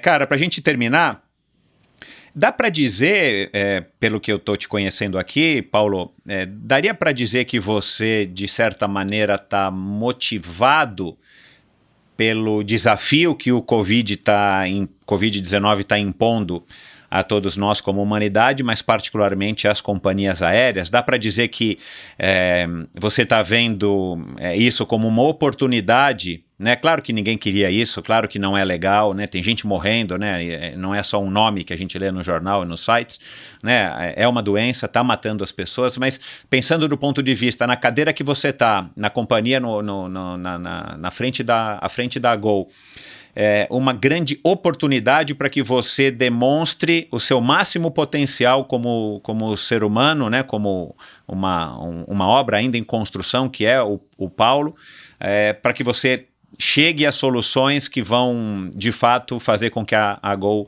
passe por essa fase da melhor maneira possível e que prospere, né, enfim, por muitos e muitos e muitos anos ainda pós-Paulo, pós-Covid e tal, porque agora eu vejo isso, né, é o que eu gosto de dizer, se Neguinho não tivesse tomado muita chuva na cabeça, ninguém teria inventado um guarda-chuva em algum momento, né, e talvez para vocês, que sim, trabalhe numa equipe gigantesca, né? A empresa não depende de você, mas você é a pessoa que no momento está dando as diretrizes para a companhia. Você vê isso como uma excelente oportunidade de você, como profissional, estar escrevendo de fato aqui o teu nome nos livros de história da aviação brasileira e talvez da aviação mundial, de estar fazendo com que a Gol seja uma empresa que daqui a 20, 30, 50, 100 anos olhe para trás e fale, olha, naquela época o Paulo era o presidente, ele conseguiu, né? Navegar a gente, como tá aquela propaganda da XP agora, né? Na TV, do Amir Klink falando, né? Dos mares turbulentos e tal. Achei uma analogia muito legal também, que você vê que é o esporte, né? Numa analogia bem real. Total. O mares turbulentos é mais ainda, né, real. Você vê isso como uma oportunidade ou o desafio é tão grande que você ainda não conseguiu ver isso? Bom, Michel, não, cara, eu ainda não consegui ver. Esse é o desafio mais difícil da minha vida profissional e acho que é para muita gente, né, dos mais difíceis, se não mais. Eu acho que a resposta apropriada e objetiva para essa tua pergunta está na perspectiva a mesma perspectiva do comentário que eu fiz agora há pouco, né, do que motiva. Eu quero falar aqui de estamina, né, de energia vital. Você pode ter como indutor de estamina, me perdoa a filosofia de botequim aqui, mas você pode ter como indutor de estamina aquela energia realmente para o décimo de segundo que você vai tirar, ou para o sprint que você vai dar final. A competição, né? Ou seja, eu vou chegar em primeiro lugar, que é uma fonte de estamina brutal. Pode ter essa da superação que eu tinha falado antes, né? Você contra você mesmo, bater o próprio recorde, fazer isso por uma causa. Tudo isso, normalmente, todas essas são fontes, né, relevantes e comprovadamente possíveis de energia, de eficiência. Nesse caso, cara, é uma situação tão desafiadora, tão difícil, que a minha principal fonte de estamina é acreditar que, por alguma razão que não acredito que seja coincidência, esse é um desafio que foi imposto a 16 mil pessoas que trabalham na Gol e que, com as suas respectivas funções, sendo que a minha é a de CEO nesse momento. A minha principal estamina vem da confiança de que esse time está, sim, preparado para essa, a gente chamou de travessia do deserto, cuja extensão e intensidade da temperatura a gente não consegue prever. Nós não sabemos hoje em que ponto do deserto nós estamos. Ninguém sabe, né? Mas, cara, a gente entrou nesse deserto, sim, cara, preparado, condicionado. O tempo vai dizer, e a nossa própria performance, se será suficiente para fazermos a travessia como a gente precisa. Eu tenho absoluta convicção que sim, e felizmente, esse é o aspecto positivo, essa é uma convicção que está longe de vir do excesso de autoconfiança ou da prepotência. Tá, cara, de estar nessa travessia com 16 mil pessoas que, como ficando no mesmo exemplo que você falou, tomou muita chuva na cabeça. O setor aéreo é um setor difícil por definição. O Brasil tem sido um lugar hostil para negócios, e especialmente para o setor aéreo também por definição. Não é que a gente estava saindo, né, de uma piscina do hotel 5 estrelas para cair no deserto. A gente já vinha superando, cara, desafios, né, pesados antes de chegar nesse deserto. Então, hoje, cara, a minha principal estamina é falar: vamos fazer essa travessia, vamos chegar do outro lado e juntos, aí sim, a gente vai juntos nós iremos nos orgulhar, né? Estaremos todos orgulhosos de termos conseguido realmente superar esse deserto, que não é mais uma questão de performance ou de posição do ranking, é de sobrevivência. Então essa é uma energia também muito forte, né? Em pouquíssimos casos, né? Pouquíssimos, 2 vezes só, onde realmente as duas foram em corrida de aventura, onde a gente se viu numa situação bem adversa, tipo perdido à noite, madrugada muito frio, e uma pessoa do quarteto passando bem mal. Cara, a última coisa que eu pensei naquele momento era na capacitação, no treinamento ou na lógica. A energia brota, né, cara? Vem e o instinto te leva para o lugar seguro, te leva para terminar, te leva para chegar. Eu acho modestamente que a gente chegou, especialmente em termos relativos, essa equipe, esse time Gol, em termos comparativos, e o mercado tem apontado isso, é bem provável que tenha chegado nesse início da travessia do deserto aí numa condição, numa preparação melhor do que eventualmente os pares. Mas eu acho que a nossa visão correta, e é que tem guiado todos nós, pelo menos o que eu sinto, é aquela estamina que vem no estilo não tem alternativa. Nós vamos passar e vamos sair todo mundo bem, vivo do outro lado. Essa é a principal motivação de agora. Otimismo, né? Um otimismo, eu diria, inabalável, que normalmente tem quem está apoiado em fé, confiança e em preparo prévio, né? Claro. Bom, para terminar, desafio esportivo, né? Supondo que a gente vai sair dessa pandemia rápido, já tem alguma coisa planejada aqui? Você já está armando aí no grupo de WhatsApp com o Bechara, com o Tito, com o Zeca? Tem aí alguma prova de ciclismo, alguma coisa maluca que vocês estão planejando ou ainda não? Está todo mundo também cuidando aí do seu por enquanto? A gente fez há 2 anos atrás, fizemos esse mesmo grupo, a gente fez lá com o Chris, né, o time do Seven Sherpas, a gente fez um ride de São Francisco para Big Sur, e agora a gente vai fazer a segunda perna, são outros 500 quilômetros na Califórnia. Tava marcado, né? Passou para outubro, mas não sei, a gente não sabe se vai rolar, se o Covid vai deixar. Esse é o próximo. Agora, esse é um ride, né? Prova mesmo vai ser maratona. Que legal. E já combinou com o Marcos Paulo qual? Vai ser Berlim. Ia falar isso. Eu morei lá, das menos desafiadoras. Eu ia falar mais fácil, né? Mais fácil é para quem anda bem. Mas para mim, na minha perspectiva, das menos desafiadoras, é plano. E eu morei, Berlim é um lugar que eu gosto muito, eu passei uma parte da minha vida lá profissional importante, é um lugar bacana, e dá para convencer mais amigos também, especialmente dessa turma, para ir para lá. Né? Exato. Legal. Cara, muito obrigado, Paulo, foi um bate-papo bacana, eu falei, cara, um bate-papo bem, bem legal, adorei conhecer um pouquinho melhor você. Legal saber que você foi introduzido ao ciclismo aí também pelo Zeca. Vou mandar aqui uma mensagem para ele assim que a gente desligar. E é isso, Mel. Obrigado, boa sorte aí nesses céus turbulentos, né, que todos nós estamos vivendo. Boa sorte para você. Bons treinos e manda lembranças aí para toda a tua família. Ô Michel, obrigado. Foi um prazer de verdade. Eu vou te agradecer porque eu devo ter entrado no Endorfina pela cota da diversidade. Então quem chegou aqui até o final desse podcast, muito obrigado também pela audiência. Eu prometo que daqui para frente o nível esportivo vai subir bastante. Você quer apostar que você vai ficar famoso depois do Endorfina? Você vai ver. Cara. Com certeza, Michel. Obrigado, cara. Valeu, tá? Cara, que é isso. Obrigado você. Um forte abraço. Um abração, cara. Até mais. Tchau, tchau. Bom, pessoal, mais um bate-papo interessantíssimo. Uma figura super simpática. Como eu disse no começo, é um cara simples. Todo mundo que me falou dele, quando me falou, disse que o cara era super acessível, né? Porque aí eu, né, não disse isso aqui pra ele no ar, mas eu falei, cara, como é que eu vou gravar com o Paulo Kakinoff? O cara é CEO da Gol, o cara é super importante e tal, pá.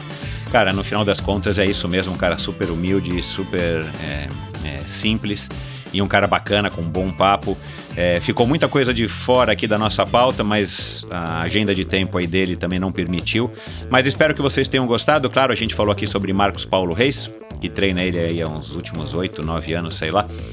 Já passou por aqui em 2 episódios, por sinal, Marcos Paulo logo no comecinho, contando a história dele. E no ano passado, analisando junto com o Leandro Macedo a história do triatlon de 2019 como um todo, né, como é que foi o ano do triatlon, e falando especificamente de Kona. Nós gravamos logo após o Ironman do Havaí no ano passado, então se você não ouviu, se você está chegando agora, tem muito episódio legal que já passou aqui, muito convidado bacana, né, que já passou pelo Endorfina, já são mais de 160 gravações, 160 convidados, então vai lá, dá uma olhada no mesmo agregador que você está ouvindo esse episódio, dá uma olhada, dá uma vasculhada e ache todos os episódios de Endorfina. Agradeço a audiência de vocês, deem um alô pro Paulo. Acabei não falando com ele disso no ar, mas vou colocar aqui a rede social dele para que vocês possam dar um alô para ele, e deem um alô para mim, claro, deem um alô aqui para o Michel no Endorfina BR, me dizendo no Instagram, me dizendo se você gostou, se você não gostou, enfim, o que você achou desse bate-papo e quem mais que você gostaria de ouvir aqui no Endorfina. Isso para mim é super bacana, super relevante. Eu adoro receber as sugestões de vocês. Aliás, como eu já disse, o Paulo Kakinoff foi mesmo uma sugestão do Christian Kittler, dono do Seven Sherpas e patrocinador deste episódio. Então, vamos lá, participem até o próximo episódio do Endorfina com mais um convidado espetacular para nos inspirar. Um abraço, valeu! Esse episódio foi um oferecimento da Bovem Energia. A Bovem é uma comercializadora, uma gestora e uma geradora de energia. Assim como para os meus convidados, para a Bovem, energia é um assunto muito sério. Uma empresa sólida e confiável, com profissionais experientes e treinados para lhe oferecer agilidade no atendimento, robustez e competência na condução dos negócios. Saiba mais em bovem.com.br. De energia, a Bovem entende. E esse episódio também foi um oferecimento da Seven Sherpas. Seven Sherpas tem como lema explorar o mundo praticando esportes. A Seven Sherpas é uma empresa com sede na Califórnia, especializada em experiências esportivas nos destinos mais top do mundo, com roteiros exclusivos desenhados por experts em viagens e esportes. Além do calendário de viagens programadas, a Seven Sherpas tem como grande diferencial os day rides em mais de 30 cidades pelo mundo e viagens customizadas para você, sua família ou grupo de amigos, como faz uso aqui o meu convidado de hoje, o Paulo Kakinoff. Para saber mais, visite sevensherpas.com, Seven, lembrando sempre é numeral, o número 7, e passe a seguir agora o @SevenSherpas para você dar uma olhada aí no Instagram deles, que o Christian posta aí bastante imagens, bastante coisas legais e bem motivadoras. Esse e todos os episódios do Endorfina são editados pela produtora Pulsante. Obrigado por ouvir esse episódio do Endorfina. Acesse o endorfinabr.com, vá no post do episódio de hoje para conhecer um pouco mais sobre o meu convidado e alguns assuntos abordados em nossa conversa. Lá você ainda encontra todos os episódios do Endorfina. Siga o Endorfina BR no Instagram e confira imagens inéditas e inusitadas dos meus convidados. Participe enviando comentários e sugestões. Se você curtiu, colabore assinando o Endorfina no seu agregador de podcasts preferido e compartilhando com seus amigos.